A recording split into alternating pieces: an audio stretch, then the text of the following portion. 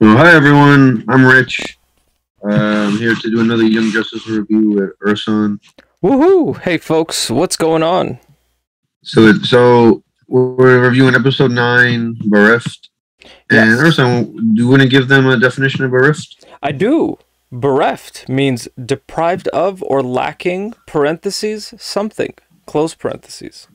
And folks, they are lacking something in this episode, and that something is memories. Ooh.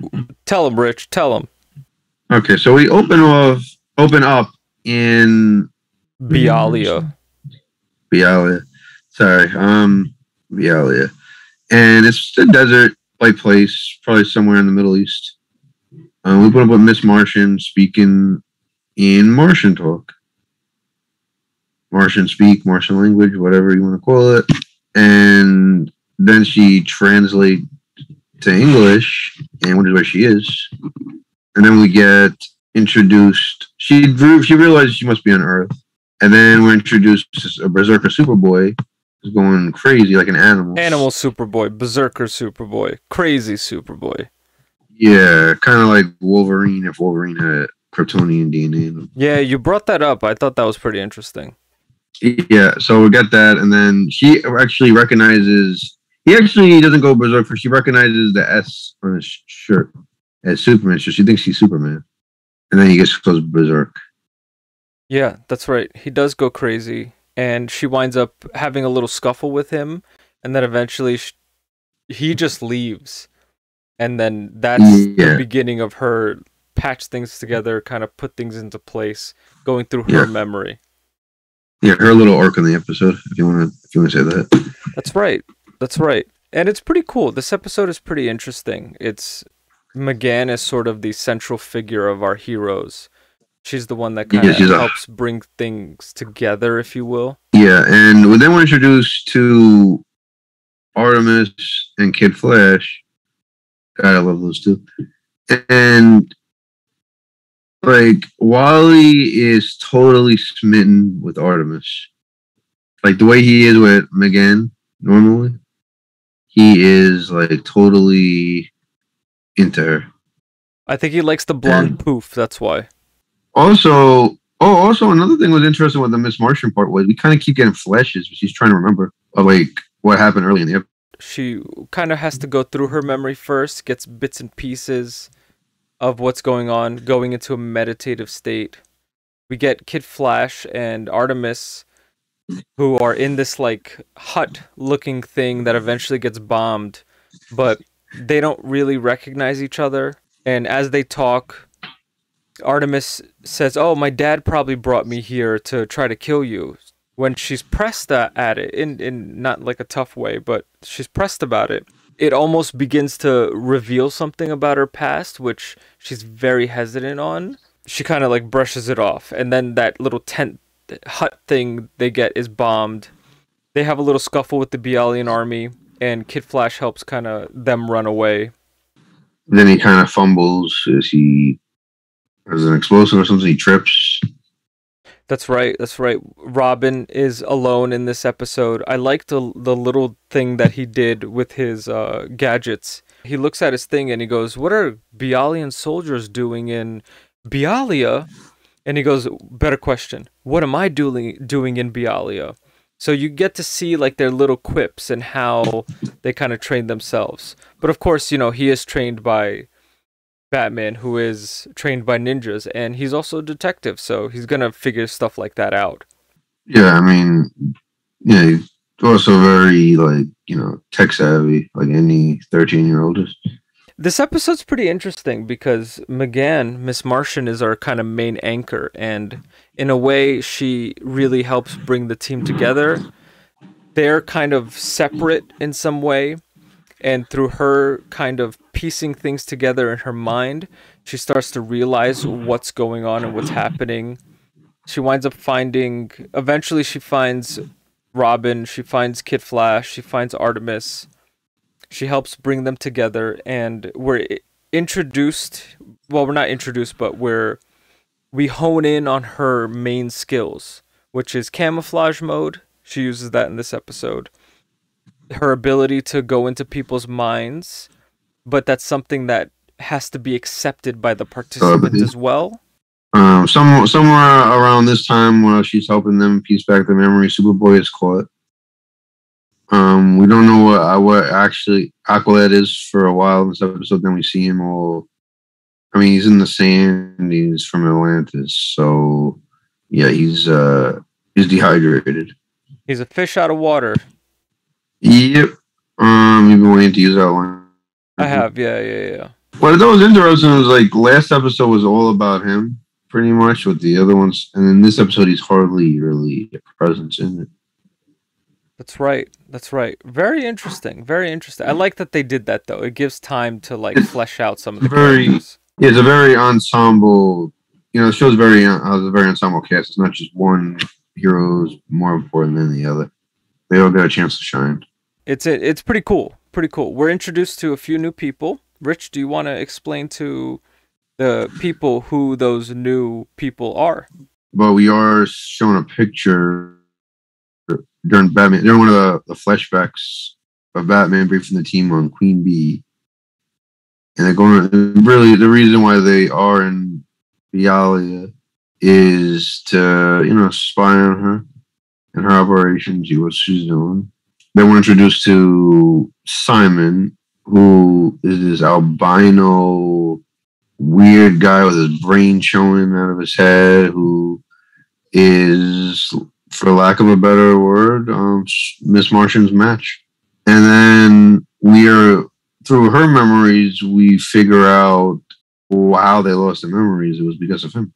Because Aqualad ordered everyone, to be quiet, Spine only yourself get caught, and he sensed her presence because they're both telepaths.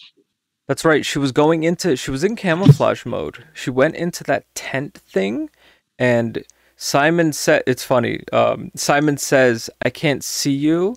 I can't, it's hard to see you. I'm unable to, he doesn't know where she is, but he senses her. And that's how he was able to make them lose their memories, because he can connect with her and sense her. So bam, that's how our heroes lose their memories.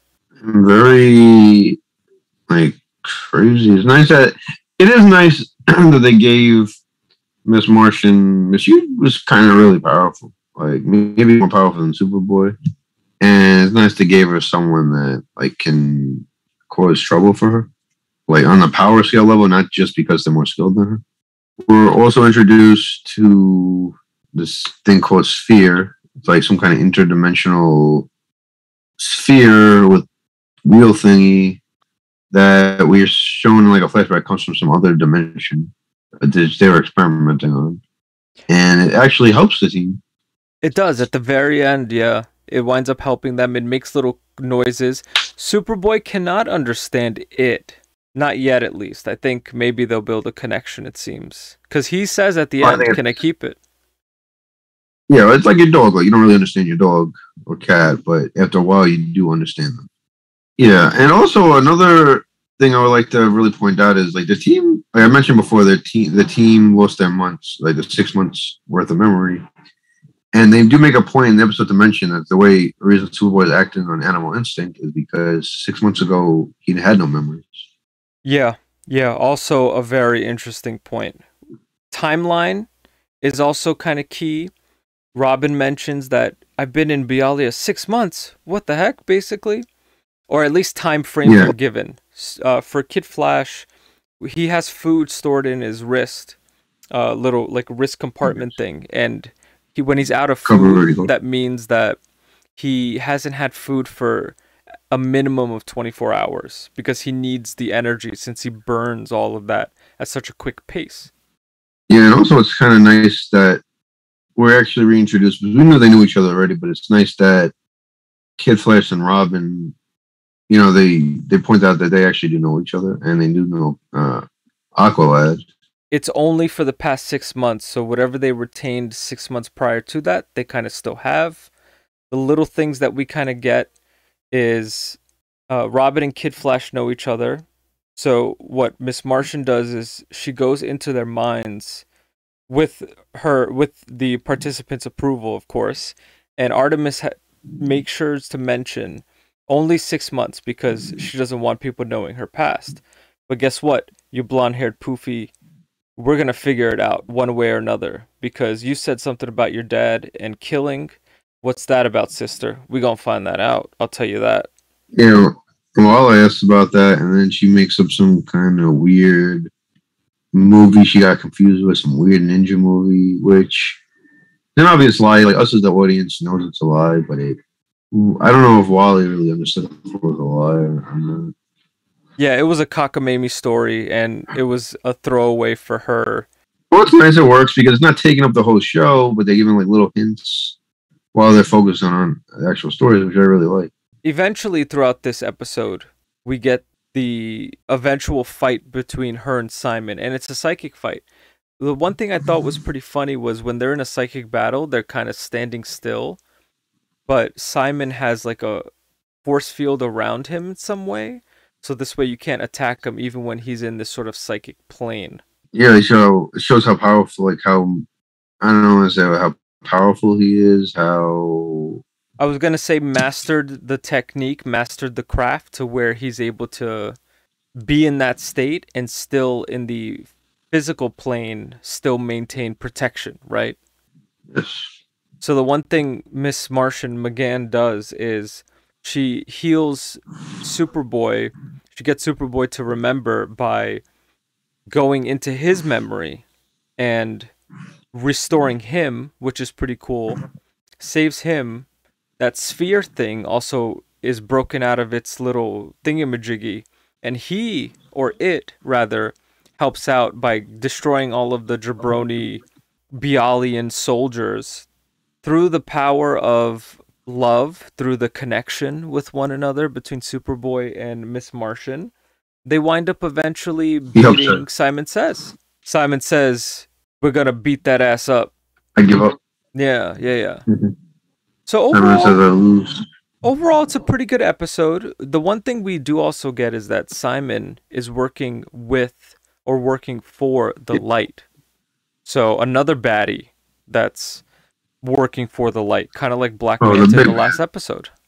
Black Manta, like a lot of these villains, it's setting up like this arc. They're the overall arc. What's funny, it's nice that everything's connected because you see these little arcs and they're like slowly unraveling to be connected.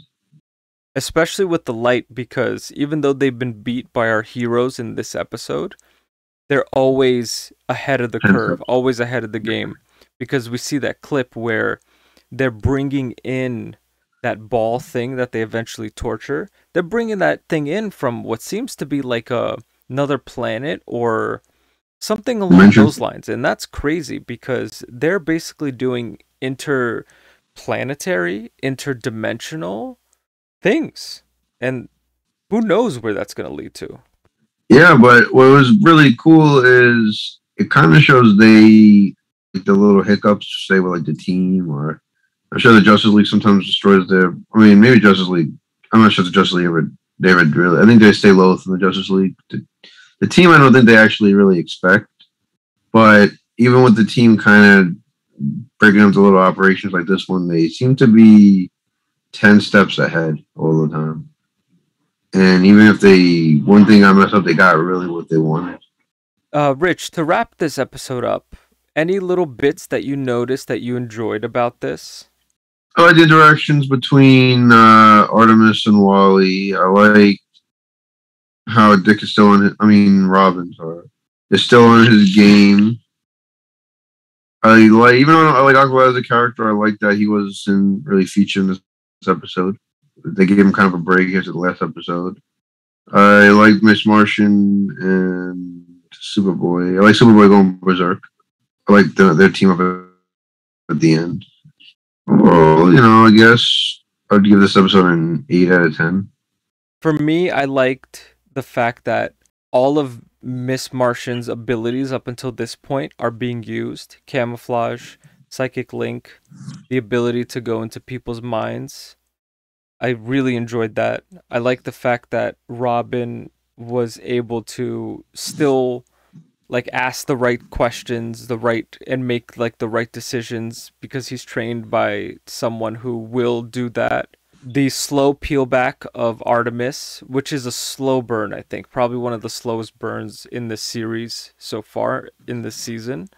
I like the fact Well, that Kid Flash is just like a big goofball, and because we know about how he treats Artemis, and you had mentioned this, he's really just upset at Artemis because she took Speedy, who is now Red Arrow. She just took his spot, and it's assumed that Robin, Kid Flash, Aqualad, and Speedy, I guess, were together and knew each other well at some point before that. I think he's just mad about that more so than mad at Artemis in general.